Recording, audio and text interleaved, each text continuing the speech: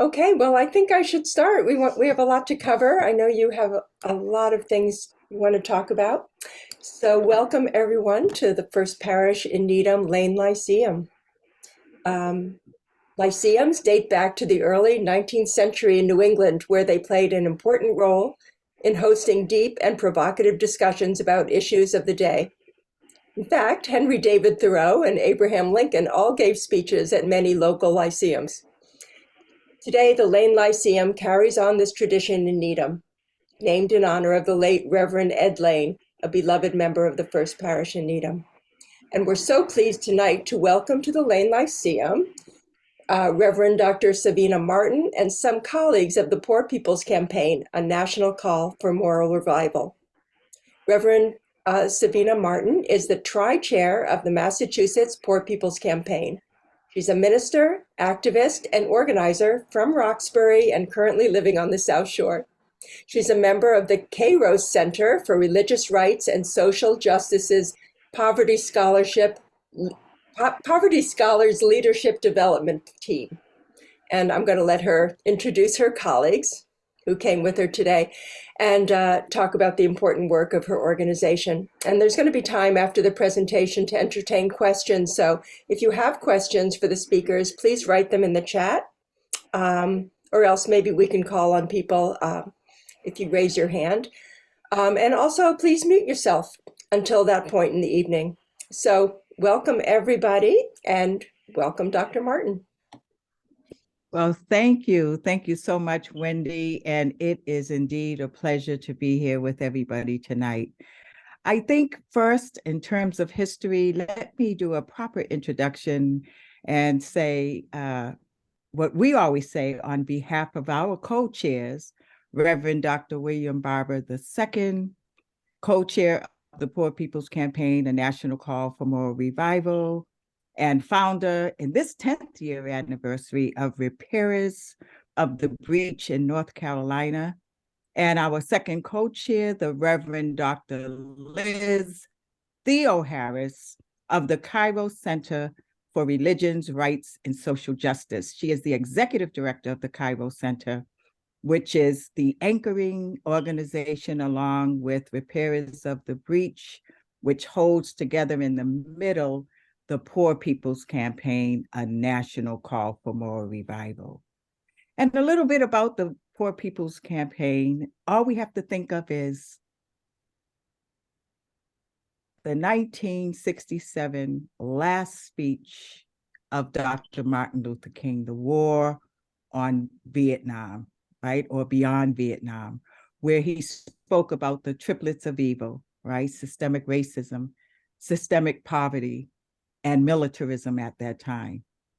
In our modern day, in this 21st century, the Poor People's Campaign, a national call for moral revival, added two more evils.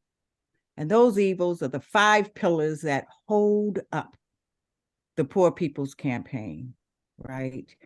Which is a deep and broad and very comprehensive program that speaks about those two evils, right? Which is ecological devastation and the denial of healthcare. And then lastly, Christian nationalism.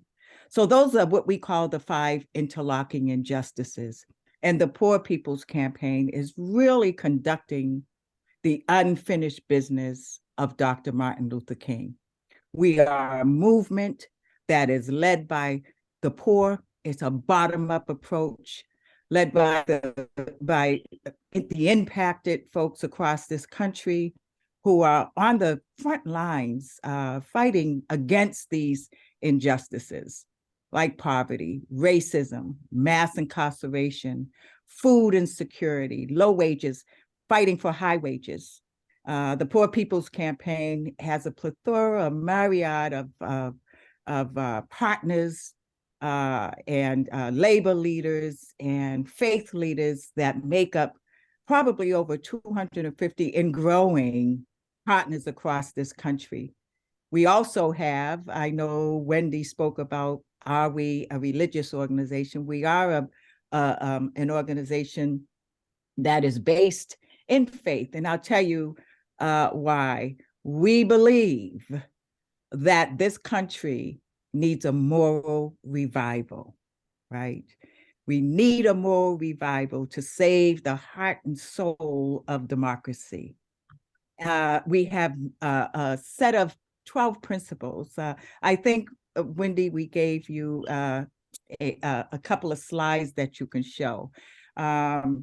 So the Poor People's Campaign is a bottom-up movement that is led by the poor, based on some of our moral documents, right? We have the Center for Policy Studies that really have done a deep dive, empirically based research around the 140 million people across this country that make up poor and low wage workers.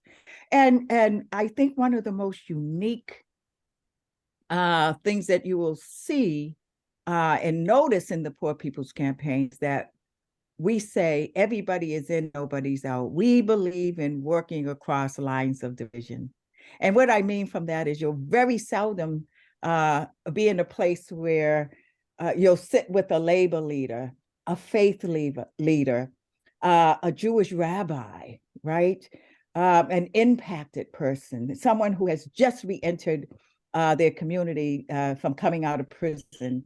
We pride ourselves off of working across these lines of divisions to say to this country that everybody is in, nobody is out.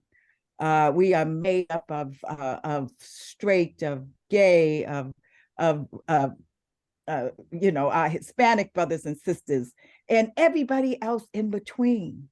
And we also want to acknowledge the land, right, that we do occupy here in Massachusetts, and say that we definitely are partnered with our Apache stronghold siblings out of Arizona that are waging the struggle against the pipeline, which is ecological devastation, right?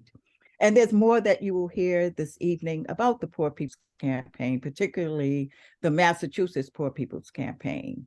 Tonight, we are being joined by some of our state leaders that will introduce themselves to you.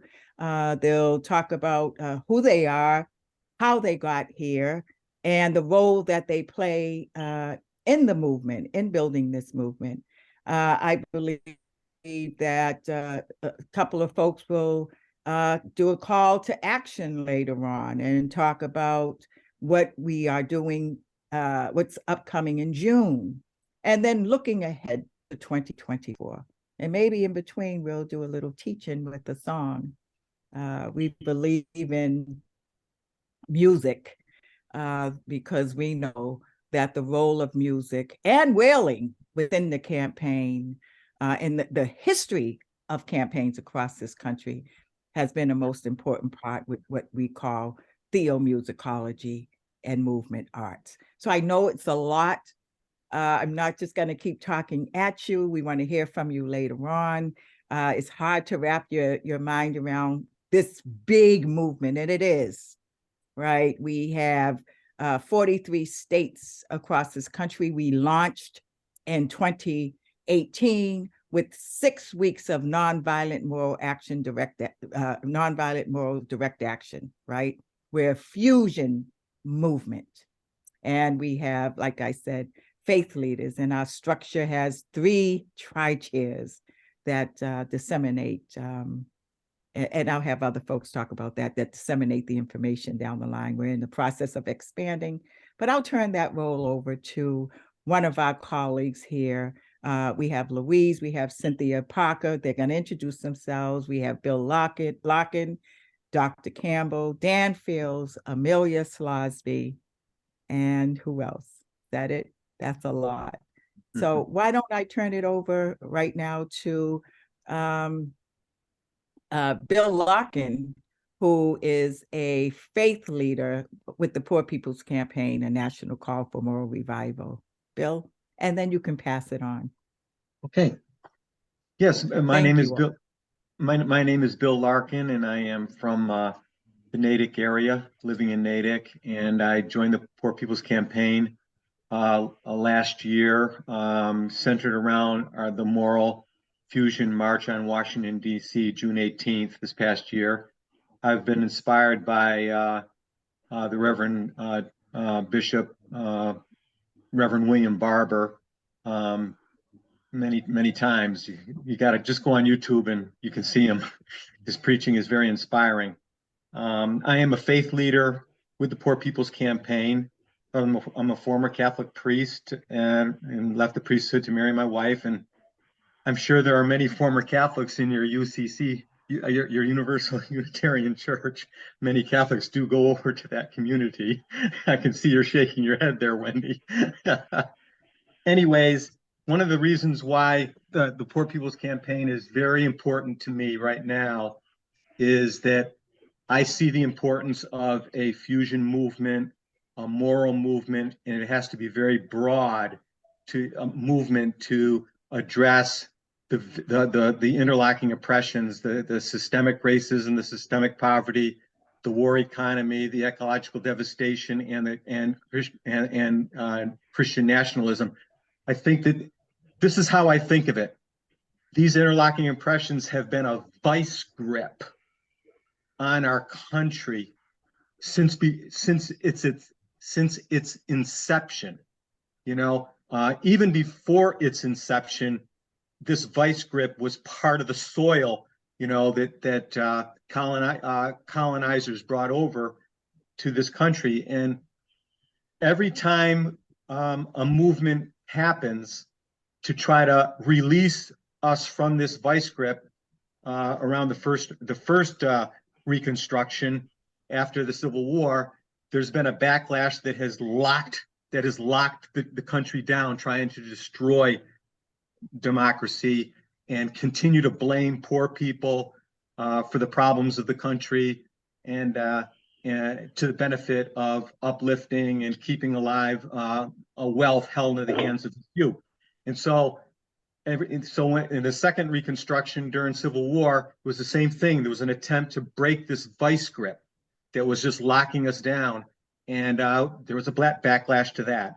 And now we're into the third Reconstruction, and we're a continuation of all that, where we need to build a broad movement of partners and organizations.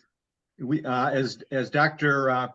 William Barber says, we're inviting people who have their special interests and are in their own silos.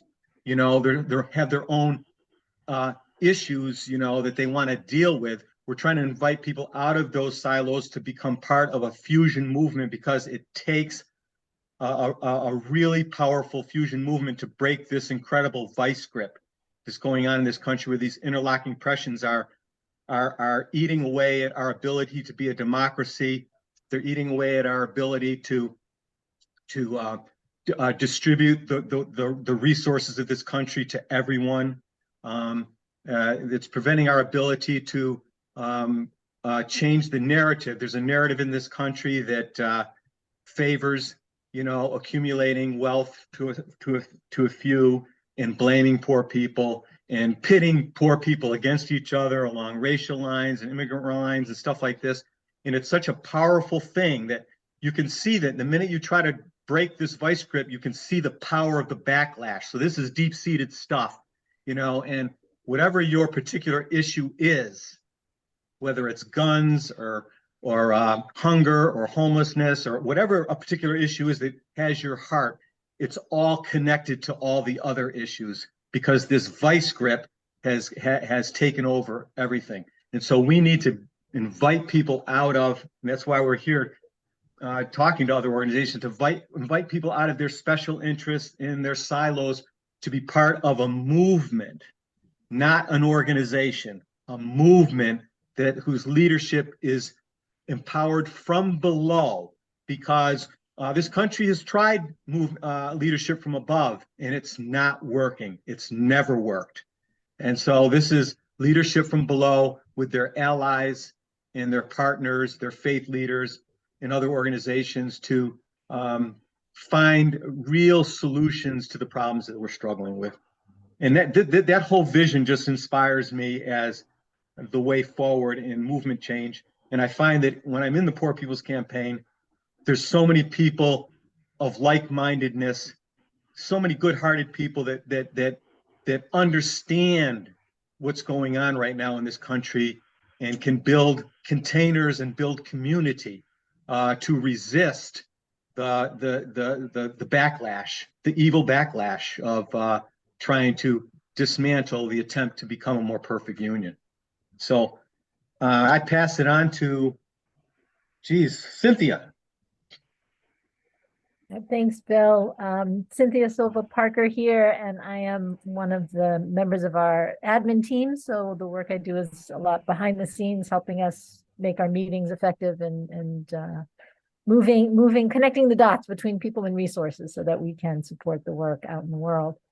And what brings me to this campaign is a lot what Bill said initially, is that as a person of faith, I'm a Christian and have spent a lot of my adult life trying to put together the connection between faith and practice, and trying to do that in a way that honors what the Bible says about God's concern for people who are vulnerable, for people who are poor, for people who are on the margins. And this campaign is a kind of a comprehensive look at all of the different ways in which the systems that we are living under are holding us back, are preventing human thriving, are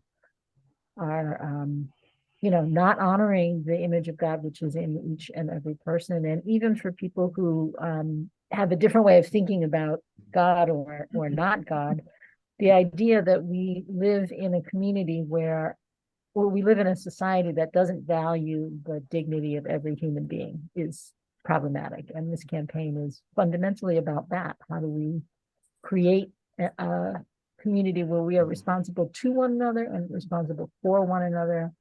And where there is, Reverend Liz says this all the time, it is a lie that there's not enough. There is more than enough in this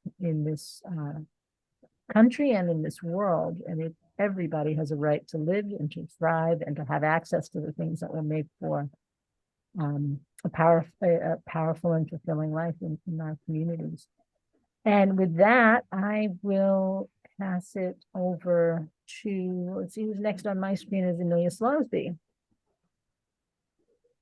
Hi, thank you. My name's Amelia Slawsby. I'm actually right next to y'all in Dover. And like Cynthia and Bill, my faith actually brought me, I'm Episcopalian, and my faith brought me to this campaign, part of the state committee. I head up the communications. So I did put in the chat all our social media handles, and Cynthia and I put a bunch of resource links, which I hope Wendy can send out to folks after the fact. But yes, echoing everything Bill and Cynthia said about a faith called movement. And one of the things I've been working on with Dan Fields and others, I'll pass to him in a second, is how do we organize as a faith group? And I found within my own church, there were a couple people who were interested, but maybe not.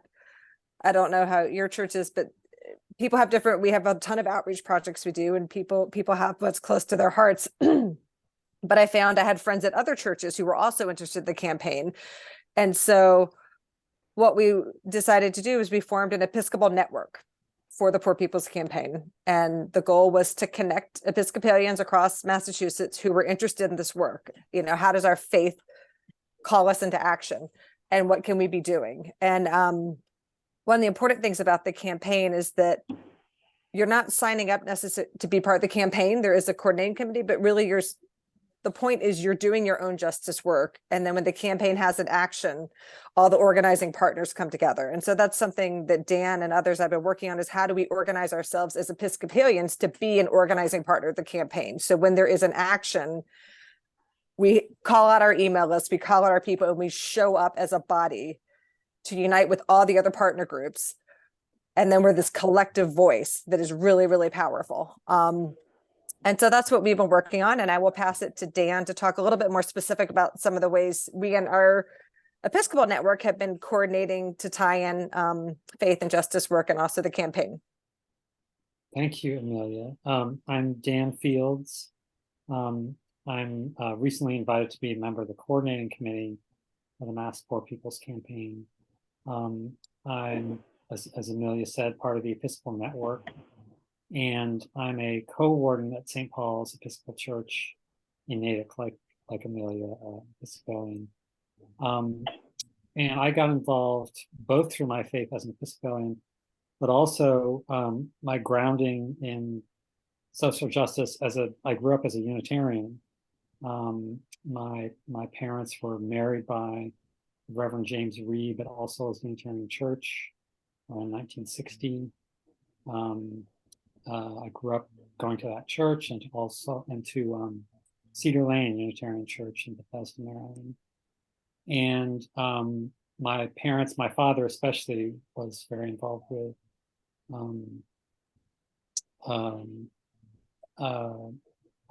efforts around helping homeless people in the DC area.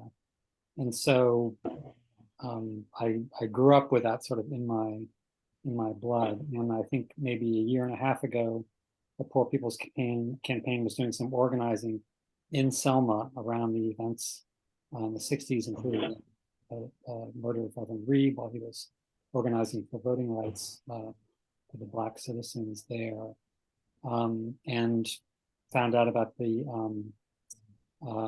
March on Washington last summer and got some folks from my church involved in that. So one of the things that the Episcopal Network is doing is we're meeting weekly and doing a Bible study from this book called We Cry Justice, Reading the Bible with the Poor People's Campaign, which is edited by Liz Theo-Harris, one of the co-chairs, national co-chairs. And it's written by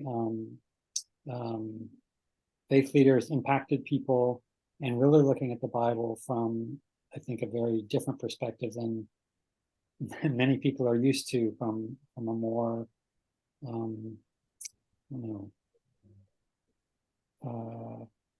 lofty, I guess, position. And this is really like, what does the Bible say to people who are, struggling with the issues of the day?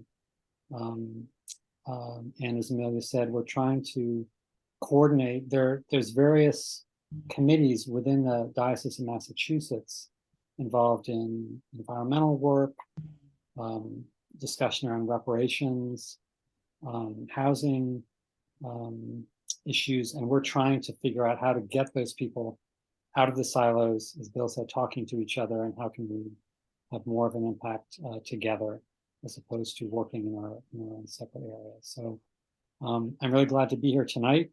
And also I was researching, just looking at connections between the Unitarian Church and the Poor People's Campaign, and saw that the original Poor People's Campaign that Martin Luther King was organizing in the 60s, the Unitarian Church at that time was supportive of that. So there's a rich history there.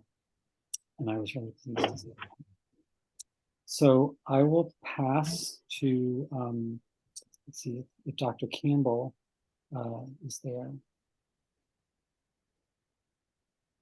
I'm probably about 5 minutes away from my home, and I'd like to know if anyone could go before me.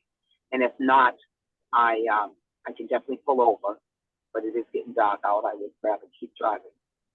So can you give me a few minutes? I can talk, Dr. Kimball. I'll give you a few minutes. Thank you. Hi, everyone. I'm Louise. I am a student at Buse School of Theology. I got first started with the Poor People's Campaign as a student organizing fellow. I'm currently finishing up my semester, so I've been a little in and out, but it was important to me to come to tonight because I actually have recently become UU, and I also very recently, so recently that I cannot give you too many details, but recently accepted a children's ministry position at a UU church. So I look forward to kind of building some relationships in that way, and being PPC UUs together in Massachusetts. So anyway, I'm just really grateful to be here with all of you. And for me, I know that so many of the UU principles relate to what we do with the PPC, but the two that particularly stand out to me are the inherent worth and dignity of every person, which Cynthia definitely alluded to earlier, or is just such a part of what we do. And then this idea of the interdependent web of all existence, that we are all just so deeply connected, and that our liberations are really tied up. And so we can't focus on one issue or one person or one set of people without really focusing on all of us and how we're we're all connected in this world and in this work. So I'm so grateful to be here with all of you. Dr. Campbell, I don't know if you're back yet, or maybe I'll pass it to Minister Savina if there's anything else to add. Do you want me to go in? You want me to go now? I mean, I could pull over, but I don't want to pull over. We could wait. But, you can take your time, Dr. Campbell. Okay. That's important. Safety first. Safety first. So thank you all so much. This has been this first half, and it's 8 o'clock, so it's wonderful. Perhaps I'll toss it back over to Wendy, and I don't know whether we'll open it up for questions or whatever's on your heart and your mind. Go for it, Wendy. We certainly could. So my understanding is you try to avoid politics because top down doesn't work. How do you get around the polarization of politics and reach Republicans and how are you organizing? It sounds very difficult. We are nonpartisan, but we are very, very political. Oh. We're very political. Amen. As a matter of fact, over time, and we deal with politicians all the time. We just do not give them the mic, right? They don't get to ask us questions. We ask them questions, right? And we're always conducting deep dive canvassing activities during the midterms, right? As a matter of fact, we're already looking into 2024. We know that we're in for a fight, and we'll talk about that a little bit later on. Last year, we held several forums, Zoom forums, and invited all of the candidates that we possibly could on both sides of the aisle. I don't think any of the Republicans, did take any of the invitations. However, we heard from a lot of Democratic candidates, from state representatives on to our U.S. Congress folks. As a matter of fact, that helped frame and write our third Reconstruction resolution. That was penned by Lee of California, Miss Norton. I mean, just a myriad of congressional representatives, I think in May of, I'm reading it here, 2021. And you can find that. It's HR 438, a resolution on the third Reconstruction. As a matter of fact, that's going to be your homework moving into 2024. And I think that link is already in the chat. I just dropped it in right now. Oh, okay. Great. And one of the things we're welcoming this coming year is a study of the third Reconstruction. So feel free later on, I believe that between Cynthia Parker and Maureen Ellis, who is not here tonight, they do a wonderful job with our interest list. So if you're interested, matter of fact, Cynthia, do you think that folks can put their emails in the chat if you like, and we can capture it? I'm getting ready to cough. Can put I can go their emails. Yep, I can also drop our a link to our interest form if folks want to. Fantastic, even better. Yeah. Even if you want more information, put your email in the chat and they'll send you stuff. I'm also taking down all the links. Yeah. It seems like you have so many things that you are involved in, so many areas. Do you have proposals for legislation for all of those things, or how do you go about advocating? Oh boy, who wants to take that?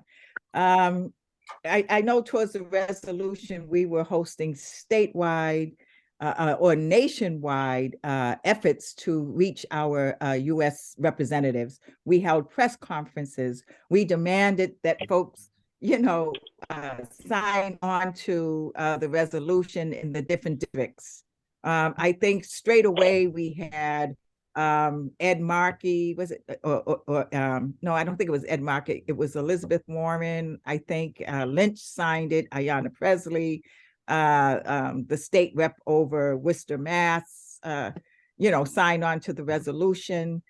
So, where do we begin? In 2019, we held a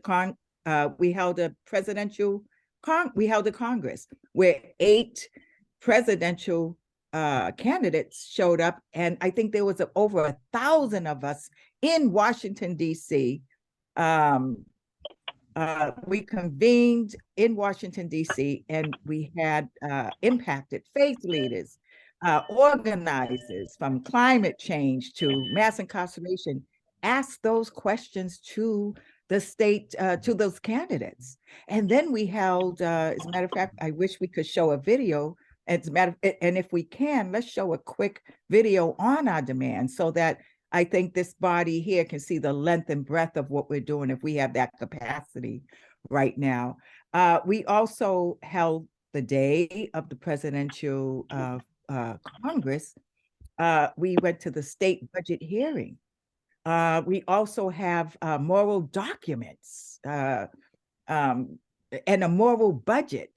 Look on our webpage, right? It's full, it's packed with all sorts of reports and writings and newspaper articles from all of our, colleagues, researchers, scholars, academics, impactors that you can study and join us and study to get a greater understanding and a deeper depth of how we work within this legislative body. We have a set of fundamental demands that we follow, right?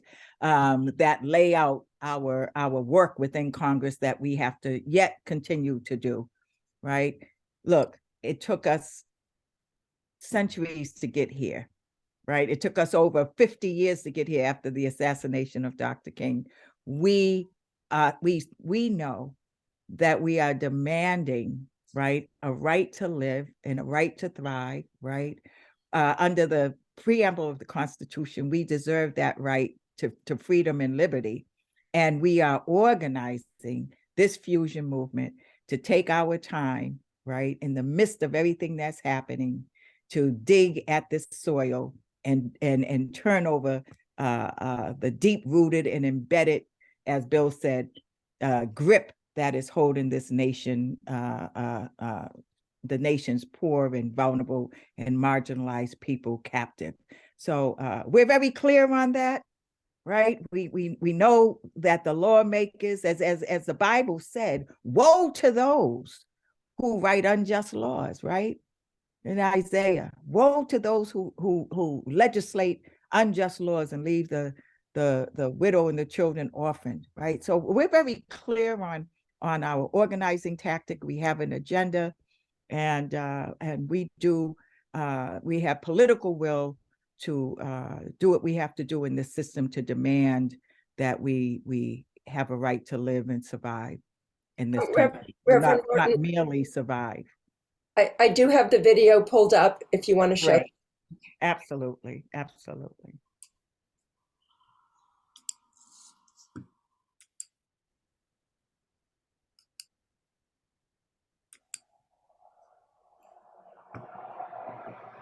Everybody has a right to live, health care, everybody, don't stop. The Poor People's Campaign, a national call for moral revival, has come up with a series of demands. And I want you to say those demands after I say them. I know that you are here for the same reasons we all are here, to put our elected officials on notice. We demand an immediate restoration of the Voting Rights Act. We demand an end to racist gerrymandering. We demand a reversal of state laws that prevent municipalities from raising minimum wage. We demand a just immigration system.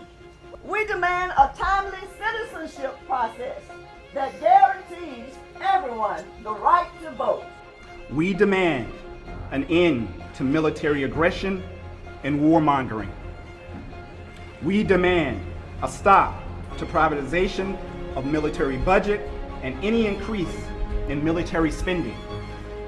We demand a ban on assault rifles and a ban on the easy access of firearms. We demand an end to federal programs that send military equipment into local and state communities. We demand that the call to build a wall at the U.S.-Mexico border be ceased. We demand a ban on fracking, mountaintop removal, coal mining, coal ash ponds, and offshore drilling. We demand a ban on all new pipelines, refineries, and coal, oil, and gas export terminals. We demand an immediate implementation of federal and state living wage laws. We demand the right for all workers to form and join unions. We demand equal pay for equal work. We demand a guaranteed annual income. We demand fully funded anti-poverty programs that protects the welfare of us all. We demand decent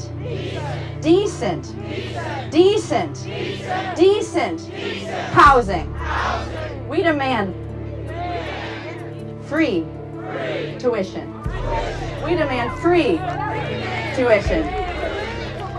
We demand equity in education. We demand an end to the resegregation of schools.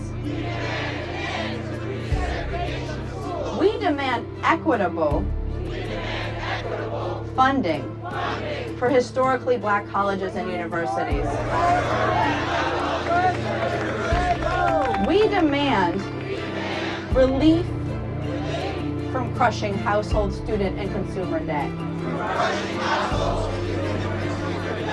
We demand the repeal of the 2017 federal tax law.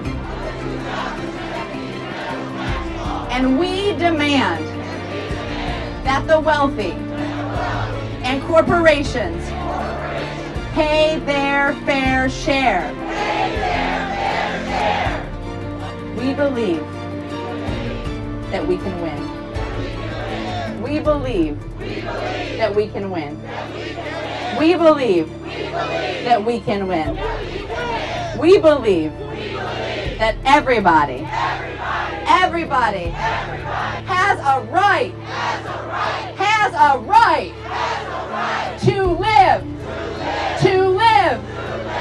live. I want you to know that when hands that once picked cotton join hands of Latinos, join hands of progressive whites, join faith hands and labor hands and Asian hands and Native American hands and poor hands and wealthy hands with a conscience and gay hands and straight hands and trans hands and Christian hands and Jewish hands and Muslim hands and Hindu hands and Buddhist hands. When we all get together, we are an instrument of redemption. When we join hands, we can revive and make sure that the promise of life, liberty, and the pursuit of happiness and equal protection under the law is never taken away from anybody. So I got a question. Are the rejected ready to revive and declare that this land is your land, this land is my land, this land is our land, and together from the State House to the White House, the rejected are going to demand that this nation never give up on being one nation under God, indivisible, with liberty and justice for all.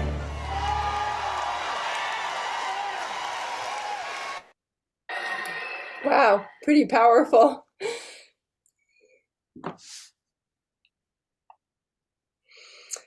Does anybody have a question for this amazing group of people? Yes, Linda. Savina, I am sure you're in touch with something called the National Priorities Project. They're located in Northampton, and they're saying and doing and have been for 30 years that I know of, all the same things that you are. So if you're not in touch, I'll try to get some information to you. Again, I'm sure Cole has it. Yes. Not a powerful group. It's another voluntary kind of thing. But they're very effective and they have very good information. Yes, they do. And you know, I'm sure I met someone from that Priorities Project over the years, and I've seen their name, I believe, throughout the country too. Aren't they countrywide? That I don't know, but Yeah. they do have a website. Oh, yes, yes. That would be great. Again, reach out to us, do an introduction, and we'll definitely invite them in to do some presentations later on. So we really appreciate that. Thank you. They simply zero in on the budget priorities. Yes, that's right. Well, I have a question for Mr. Larkin. Why do you think there's so much apathy out there and so difficult to get people to demonstrate? And we know there's a lot of people who believe the same things. Mm-hmm. Let me just respond by saying there is not as much apathy as you think. You know, when Reverend Barber comes and talks, he talks about there's so many places, you know, in Florida, Tennessee, all these places. There are people who are hungering for a movement, and who are doing excellent work. But this isn't the kind of stuff. This is the thing. This is not the kind of stuff that mainstream media outlets, power over systems like to talk about, because it doesn't create enough conflict and to grab people's short-term attention and to help them make money. You know, there's a whole analysis. The reason why we talk about the 5 interlocking oppressions is there's a whole analysis that grounds this whole movement, that helps us understand that when power over systems tell us one thing, we listen to the people below who are hearing, and their allies who are on the ground doing the work, who hear, you know, real people and real voices talking. And there's not as much apathy as you might think. There's young people who are chomping at the bit for opportunities. You know, in Tennessee, those legislators were well-trained people from the Poor People's Campaign over the years, part of this long-term movement. So, you know, I just like to just kind of push back on apathy. I think the mainstream culture wants us, tries to get us to be involved in buying and commercialism and all kinds of stuff in order to make to dull our senses and to make us, you know, kind of lose energy and be apathetic. Yeah. And maybe it's also that here in Massachusetts, our politicians tend to be somewhat receptive, I guess. It's not like we're in Tennessee and we have to march on the Capitol for things. Well, you know, I don't know about that. Okay. In Massachusetts, I believe there are over 15 15 counties and towns that are poor. In this state, with over 7 million residents, 2.4 million are poor, right? We like to hide that. Yeah. In Boston, the color of wealth, right, by the Pew Research Institution came out in 2017, right? The Globe Spotlight did this research that showed empirically that The net worth of the Black population in Boston is the net is $8 compared to our white counterparts that we can't catch up to is $247,000. That is insane. In the richest country in the world, that this tiny state of Massachusetts that has over 18 billionaires, that the Black population in Boston, in Roxbury, is worth $8. Something is wrong. So this state is really good at hiding. And we know it's one of the most racist states in the country. And we know that it blew up in 1968 a few times when the country was facing the civil rights movement. So we are the extension of Dr. King's civil rights movement. And we, as we say, we are here, right? And alongside our abolitionist movements, alongside, the Quakers, alongside, fighting across these lines of division to build power. Because as you saw in the video with Dr. King, you saw white, you saw Black, you saw Native. Let me tell you, they don't want this to happen. They don't want us to organize. No. They don't want us to come together. One of the things I usually tell my white counterparts when they say, what can we do? Start healing. Help us dismantle these structures, as Bill was saying earlier, the vice grip that is holding us hostage. Folks have 400 years of wealth ahead of us. This is ridiculous. And then to leave the poor white rural population hanging, dying. Something is wrong in this country, where the 99% are suffering and 1% is holding all the wealth, land, and property. It's got to tip at some point. It's got to tip. And the proliferation of gun violence with the mass shootings that's happening this year, and a homeless person on the subway begging for a piece of bread and gets choked out. It cannot continue. And this is why we're organizing the Poor People's Campaign, a national call for moral revival, and working across lines of division. And this is why it is so important for all of you at Lyceum to band together with us in this fusion movement, because we all need each other. As I always say, we need to build a beloved community in love. I don't think we're here to build it in hate. Like some people we can talk about, but there's a lot we've got to unpack, not just physically and materially, but within our own souls, which with the way that this country raises us to think under the umbrella of white supremacy that we live in, that we have to do a lot of soul searching, a lot of unpacking, a lot of truth telling, to the point where it hurts us with those hidden thoughts we have. Otherwise, we're not going to build. We are not going to build, because there's always going to be those barriers and people coming in to colonize a movement or to tear it down and tear it apart. So that video that you just saw is very important. We'll make sure you get a copy, show it everywhere. And right now, I want to turn our attention over to Dr. M.M. Campbell. She's been in the trenches for over 40 years, fighting and organizing, working with mothers of murdered children. And I think it's a shame that her work, even though she's a great outreach worker, how much longer does she have to do outreach and yell and scream and chant in the streets for transformation and change? So let me turn it over to my dear friend and colleague in the trenches, Dr. M.M. Campbell. Will you say a few words, please? Thank you very much, Dr. Martin. I appreciate it very much. Thank you all for accommodating me to get home safely.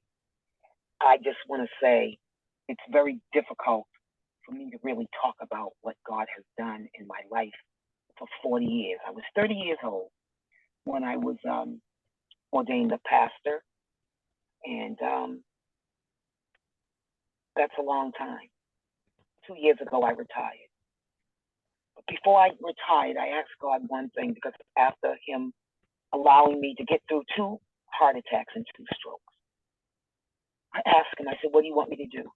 What do you want me to do? I'll go anywhere, wherever you want me to go, to be able to survive 2 heart attacks and 2 strokes.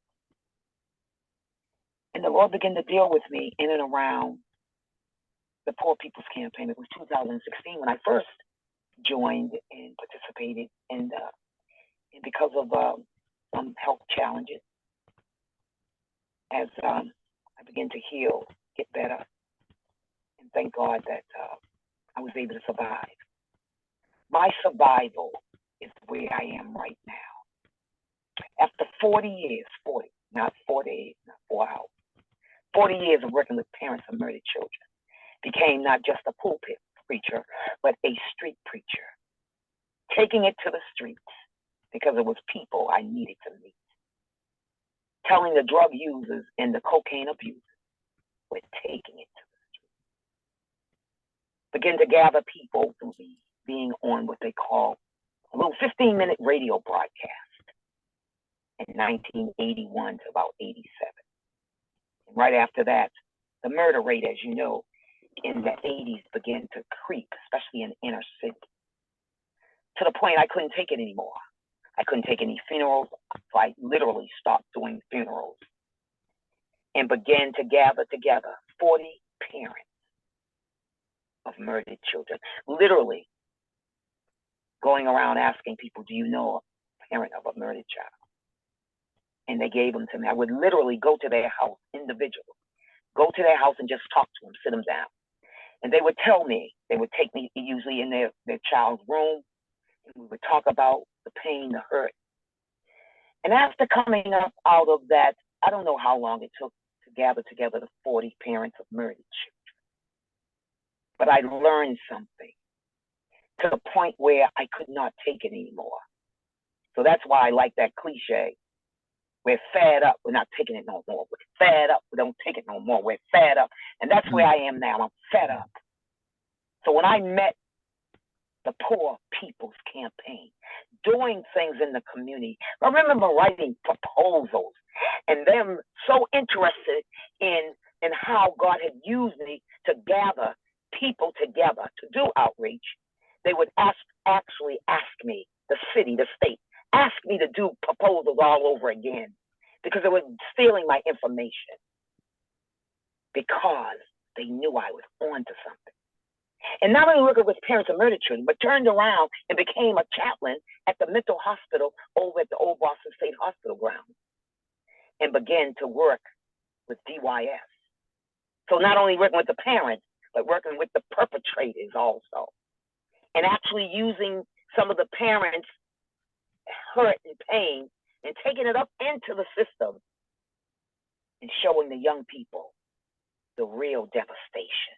A mother talking about her child, a child that she has to go past the room every night, a child that she no longer can see, was fixing 4 plates at the table, but now she only fixes 3. The hurt and the pain. I couldn't take it anymore. As a Black woman, me knowing about Harriet Tubman's Sojourner Truth, I could be well. What? And I'm going to sit back? No. I wanted to be able, with the help of the Lord, to change the narrative. Now, fast forward to right now. I'm with an organization. I'm with a movement. Not a moment, but a movement to be able to say, here I am with the Poor People's Campaign. Oh, we're going to make a difference. Because there's no way God's going to give me 40 years of having this kind of experience and not being able to change the narrative, turn things around. I stopped by to tell everybody on this phone, you haven't heard the last of what God is getting ready to do. Listen. God is getting ready to do something. He's getting ready to turn some things around. You notice even after the pandemic, you notice a lot of exposure now. Exposure. Exposing, exposed, exposing, exposed, and now we're at exposure.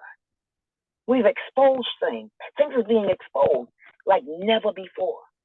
And this is my time right now to say, Lord, I thank you for sparing my life, that I can go up into the hedges and the highways and begin to minister. Not only minister, but show my face and say, it can change. 2 or 3 are gathered together, touching and agreeing, there God is in the midst. Like Joseph told his brothers when they put him down in that hole. Joseph said, oh, well, we're so sorry, we're so sorry. He said, no, that's all right. He said, because what the devil meant for bad, God meant for good. This is the good getting ready to be turned around. There's hope. And that's all people want to know. There's hope. So that's what we're bringing to the table. Bringing some hope for the people. You'll see. Just keep watching. You that want to stand by, that's fine. You want to just be observant. But baby, things are getting ready to change. You can feel it. You can hear it. You can touch it. You can taste it. You can smell it. It's in the air. There's going to be a change because where 2 or 3 are gathered together. You want to come in? Come on. Because this is the hour. There's things that have happened. God is not pleased. And I'm sorry to say God, but those that don't want to go there. But I have to. Why? Because that's me. Can you imagine being in church for all these many years and you're somewhere? I tried to start what they call about the beginning of the year. There was so much devastation going on in my complex here in Fall River, Massachusetts. Thank you so much. They were really abusing the residents. I mean, abuse of things, doing things. An old man, a husband and wife, goes to the office and said, Mrs., the management, and said, listen, here's what's happening. The people downstairs are making so much noise. I can't even sleep. My wife has all the time. She can't even sleep. And they told this man, this is not a nursing home. How dare you tell the elder, the seasoned, that helped you to get here, that paved the way for you to get here. And when I started what they call a tenants' right organization, and even the government told me the man that works with tenants' rights in this state. And I sat in front of 15 people that told the abusive things that's happening in this complex. I thought it was just me. I was just looking for my tenant files. That's all I was looking for. But we organized, and 15 people came to this first meeting. And when it was all over, they told me, because I gathered them together with a bullhorn. Yes, a bullhorn. And then I turned around and had the prayer for those that had died in the last 4 years. So we had what they call a candlelight vigil. We're talking about devastation. They turned around. The community turned around. Why? I don't know. Was it because I was black? Was it because I was heavyset? Because they knew I was a reverend? I don't know. But I know they turned around and told me they got more people to come to the meeting. And I was so happy. I was overjoyed. You got more people to come. Beautiful. They said, yes, Dr. Campbell, we have more people to come to your meeting. Our meeting. We've had 3 meetings, getting ready to elect the office. That's how close we were to getting the tenants' rights meeting out. And they turned around and told me. They said they're not coming. If you're going to bring your prayers, your bullhorn. I looked at the man. He's white, I'm black. I said, excuse me, hold on, let me get my good ear. I said, could you say that again, please? He said, they'll come, but you have to get rid of that bullhorn and pray. I said, what is bullhorn? I said, the people you're talking about haven't even come to the meeting. What was that all about? I said, he said, well, that's what they said. I said, well, listen, if I was a priest and brought my rosary to your meetings, what would you say? Would you tell that priest? Would you tell the father to leave? I said, that sounds kind of racist, don't it? He said, well, I know black people. I said, guess what? That's racist too. So talking about together we stand, divided we fall. We're 2 or 3 gathered together. I know if I had somebody out here to stand with me, they wouldn't have went there with me. And that's why I'm here. I'm here to let the world know. I might be old, but let me tell you something. I got something that you know you need, we need together. You see, if it don't happen now, it will. So much. So for 40 years, so much, Dr. Campbell. Thank you so much. We appreciate your words. of wisdom and this sermon. We had a beautiful mini sermon just now, Dr. Gamble. We appreciate you so much. Thank you so much for holding on and never giving up and bringing hope to the people. Thank you. Thank you.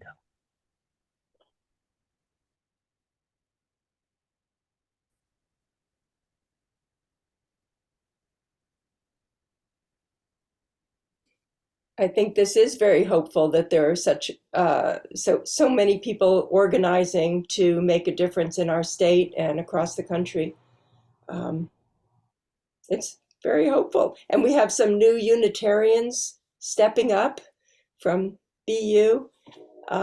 That's great, and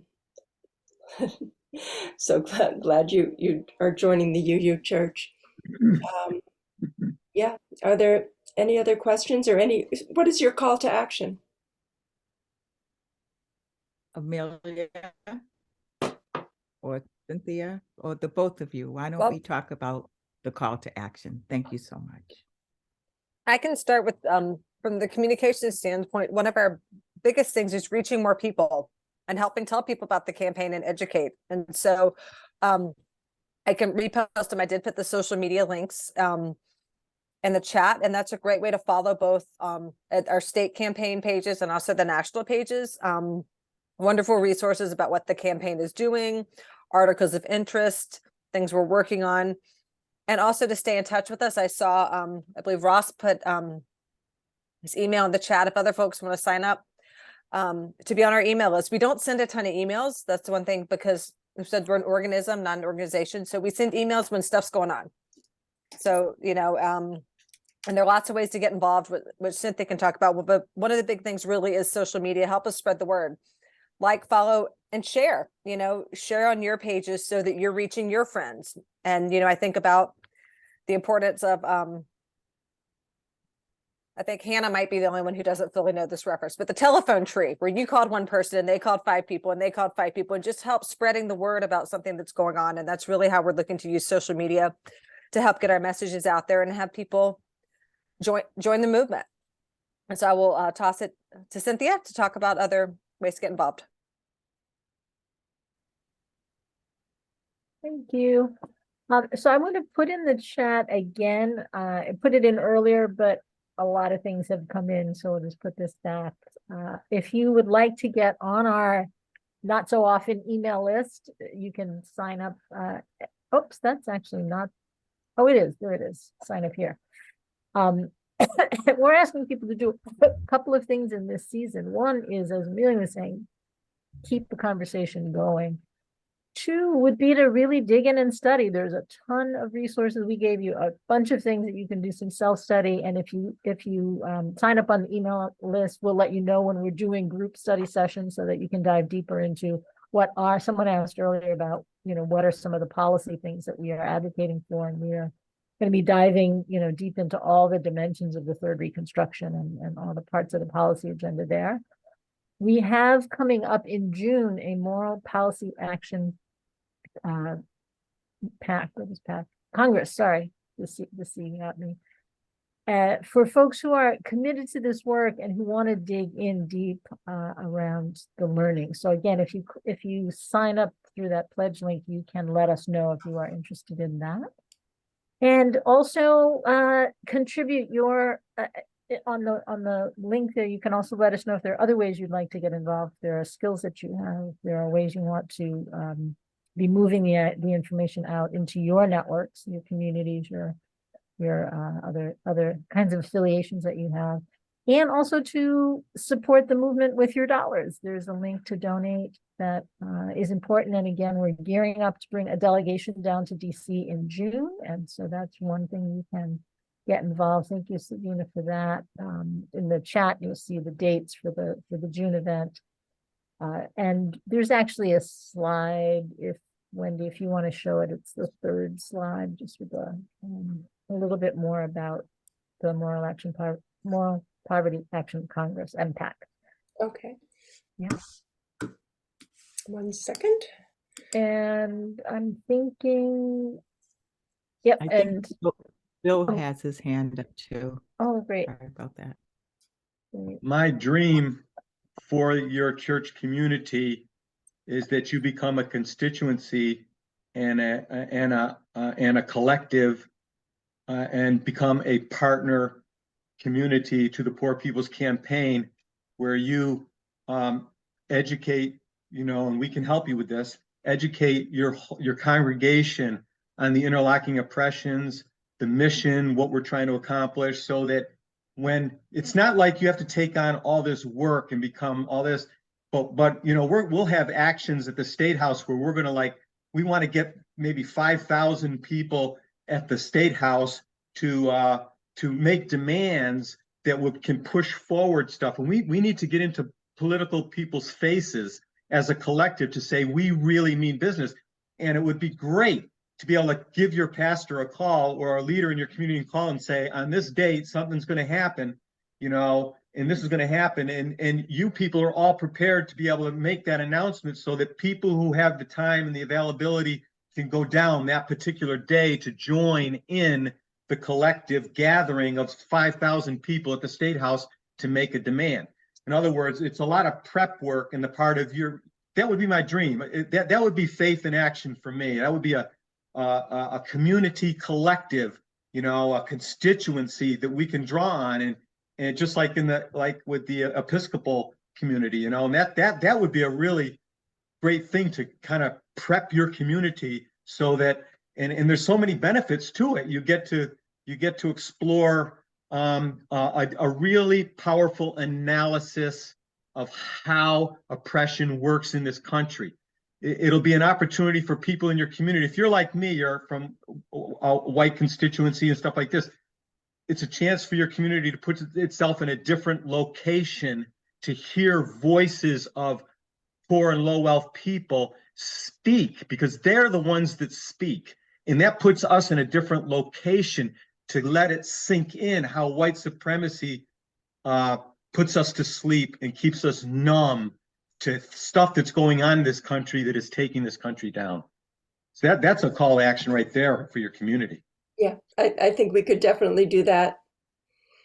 And I think if I could just add to what Bill just said, is one of the really important things about this campaign is it's very focused. The target is legislatures, because legislatures, both Congress nationally and our state all the state legislatures across the country, are what set the stage for the rules of engagement and how resources get distributed, public resources, and how we protect the Commonwealth. So 2024 is coming, and we are a movement that votes. And in many, many states, a very small percentage of already registered low wealth voters who didn't vote because nobody was speaking to their concerns. If we will be concentrating on registering and educating voters and getting people out to the polls, and also what you're saying, Bill, about lobbying and educating our representatives in the State House here in Massachusetts. Yes, Savina just put in the chat the Waking the Sleeping Giant report that's on the website gives a lot of details state by state about, and to me, what was very inspiring about that report is how doable it sounds. When you look at what's happening nationally and say, oh my gosh, how do we begin to solve it? But as they go state by state and say it's a few thousand in this state and a few thousand in that state, and the people could get educated about how to act in their own self-interest and organize, we could really change this country. And it's beginning to happen in North Carolina. It's beginning to happen in different places. And we want to be part of that story, and also support what's happening in other states as well as what we're doing here. Great. Thank you very much. It's a lot to think about and to do. It's so inspiring. Thank you so much for coming. If there are no other questions, I guess we can, or any other comments?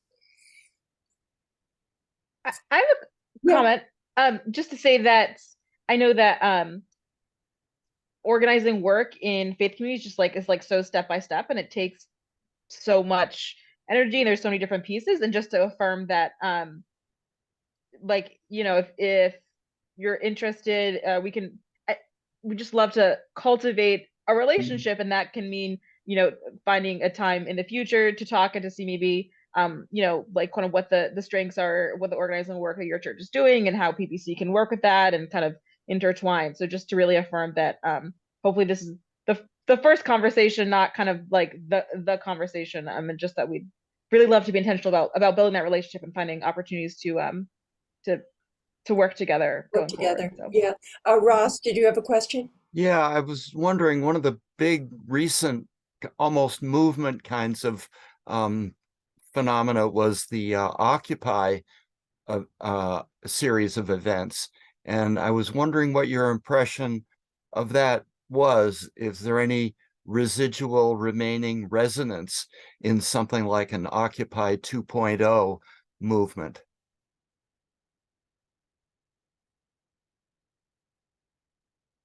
Does anyone want to take a stab at that? You know, I lived in San Diego for quite some time, but I do remember the Occupy movement, if that's what you're saying. I think what I've heard over the years is timing, right? I don't know too much about it at all. Maybe someone else would take it. I know there's a group in San Diego that, you know, I used to go to their meetings, and they were called Occupied San Diego. And they were basically, I shouldn't say I don't know about it, because I do. They would rally around different efforts around housing, and, you know, the same type of interlocking injustices. That wasn't the mantra, but or the term that they used. I mean, that was a break, wasn't it? I mean, it was just huge. The reason I bring it up in Needham, there were a number of people that get very energized about it, went into Boston, made regular, you know, support kind of trips in there. There was a tremendous library that was built up. There was a lot of communication going on. But I don't know how long lasting it was. It seemed, to my impression, it was all about the difference in money and income and all the things that you seem to be bringing up, particularly military expenses and so on. It's wonderful to see these things tied together. But the Occupy was the last time that there was really any focus on economic disparity. Yeah. And I remember seeing a lot of, well, although it was intergenerational, what I really enjoyed about being in the midst of Occupy, I did have a trip here to Boston during that time. I saw a lot of students. There were a lot of Harvard students. I saw folks blowing the shofar and many banners, and they were marching on the Boston Commons. I was taking a lot of photographs, but we need the young people, right? We need that energy. I'm so happy to see Amelia, Louise, and a few other students beginning to come in that have that energy and can push this forward where it needs to go. So that would be one of my reflections and takeaways from Occupied. I saw Cynthia's hand up. Yeah, I think the other thing that was important about Occupy was the way in which they shifted the public narrative. And that's one of the things. So this whole idea about the 99% and the 1%, and the way people began, as you were saying, Ross, to be talking about economic inequality prior to Occupy and after Occupy, there really has been a shift a little bit in the public discourse. And one of the things that we in the campaign are also trying to do is shift the narrative and change the narrative by changing the narrators, so that we are really trying to create a platform for people who are directly affected by poverty and directly affected by racism and directly affected by ecological devastation and all of the different issues, to speak for ourselves, to speak for themselves, and to center the experience and the wisdom of people who have suffered under these oppressions and who have ideas about what needs to be done differently. So I think that intention is something that's, I think, related to one of the intentions of the Occupy movement. I think we are certainly trying to build a movement in a different way, in a way of very self-consciously a fusion movement and intergenerational and across all of the various kind of lines of division in a structured and disciplined kind of a way. Indeed. Indeed. And thanks for that, Cynthia, because one of the things I also want to lift up, and thank you, Ross, for raising that, is to lift the moral documents that we have, right? We have authored through the Center for Policy Studies, and also Linda, the Priorities Project. Lindsay, young woman named Lindsay, works very closely with the Poor People's Campaign, who was one of the policy researchers in Western Mass with the Priorities Project. I couldn't remember it when you had brought it up, and then Cynthia put it in the chat, and I was like, yeah, that's right. I know I didn't want to go into that. But yeah, I just like to lift up all of these moral documents, right, that speaks to the economic equality and the insane amount of money that the military industrial complex continues to put in their war chest, and the social and economic costs of endless wars in this country, where the poor have to suffer, go to war and come back and have a multiplicity of different social issues, or no home to go to, right? You can't afford it. So that would be one of the things I would lift, that I don't think although the Occupy movement did raise or define that 1% versus the 99%, it seems like the Poor People's Campaign has been able to sustain that narrative and in terms of building power from the bottom up. All good stuff, right? It all leads into where we're at today. So yeah. I know here in Needham, we're working hard to increase affordable housing here and open up this community to more diverse people, because we've been so hoarding of our resources, I would say. So that's one thing that we are doing here. Okay, well, anything else? Thank you. Did the gentleman in the blue shirt, did you have a question? I thought I saw your hand up earlier. Oh. I think you're on mute. You're on mute. No. Yeah, I just want to thank you all for this great presentation, but I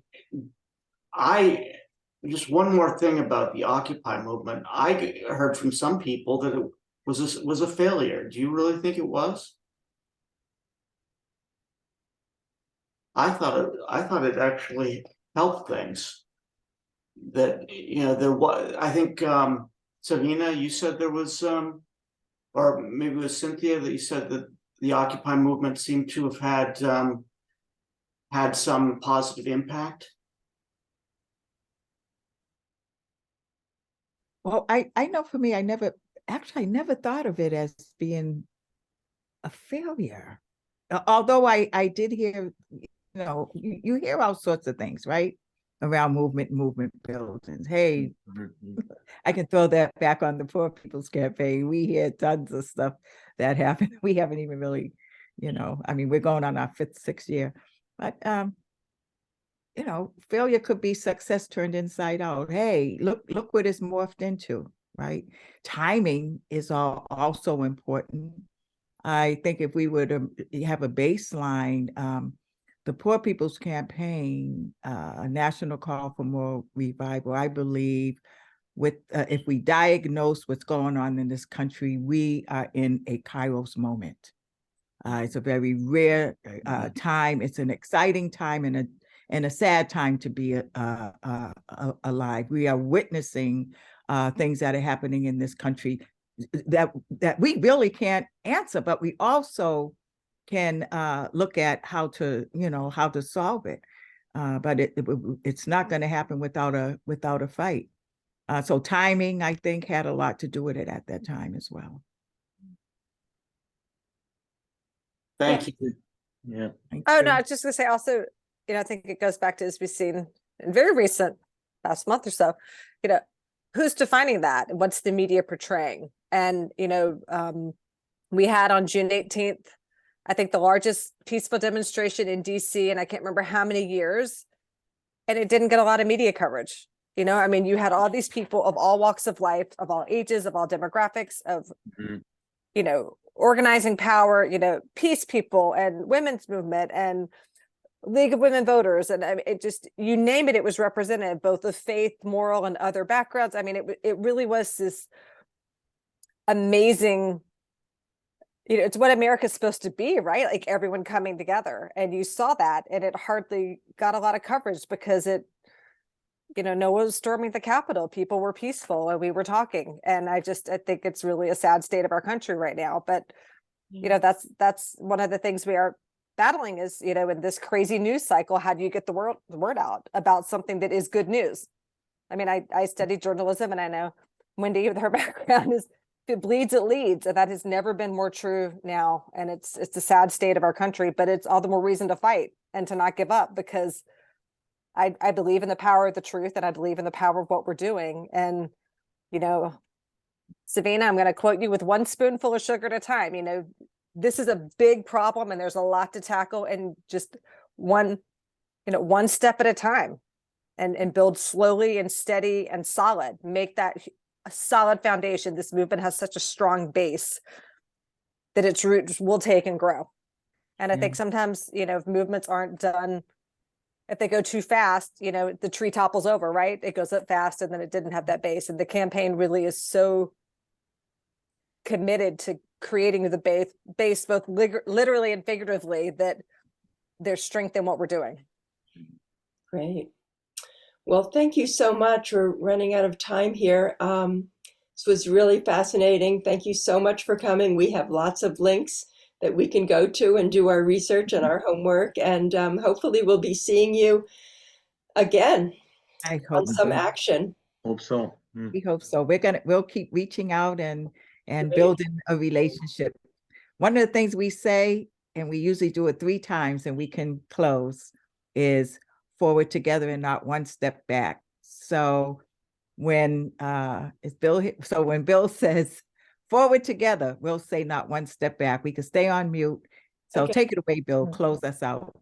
Thank you. Forward together. Not one step back. Forward together. Not one step back. Forward together. Not one step back. Thank you. Take care. Thank you. See you soon. Bye-bye. Thank you for having us.